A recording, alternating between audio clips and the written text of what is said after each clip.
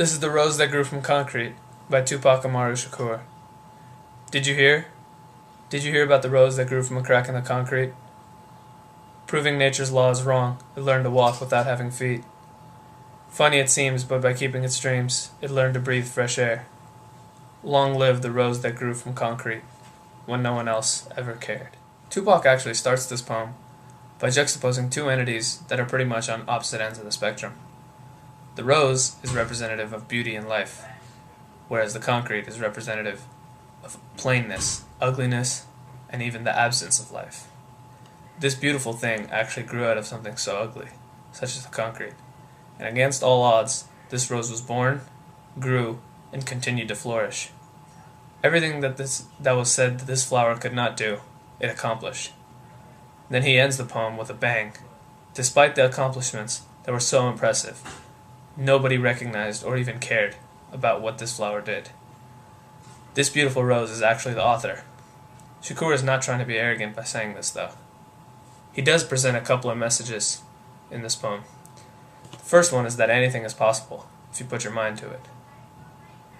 The rose, Tupac, has defied many odds in his life and became a very successful gentleman despite all the criticisms.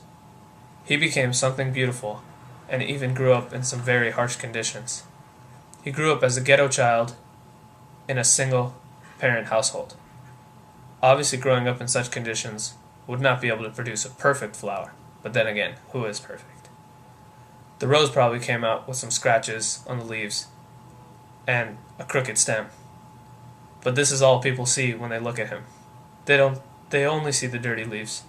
They do not see all the good things that he did. They only see the rap artist who died in a gunfight. They don't see the positive things like him saving many women from being raped, or even him giving to many charities.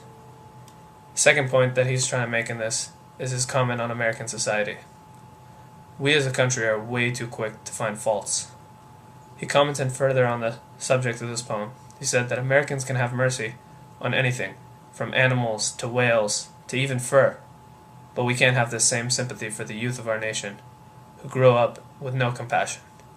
He said, I feel like if you walk by a street and you was walking on the concrete, and if you saw a rose growing from the concrete, even if it had messed up petals and it was a little to the side, you would marvel at just seeing a rose growing through the concrete.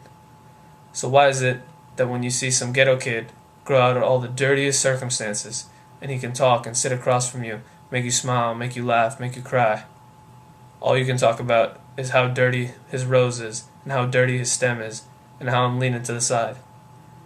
This type of disregard and lack of support is what's making the geniuses of our time become almost an endangered species. I feel like we as a people kill the chances of becoming a genius or even a good person before they have a chance to become one.